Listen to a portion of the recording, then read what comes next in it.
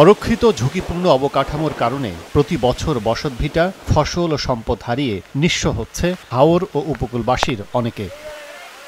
বিশ্বজুড়ে উপকূল বেষ্টিত দেশগুলো জলবায়ুর কারণে দুর্যোগে বরাদ্দ রাখে জিডিপির প্রায় ৫%, কিন্তু বাংলাদেশে এ খাতে চলতি অর্থবছরের বরাদ্দ জুটেছে 0.76%।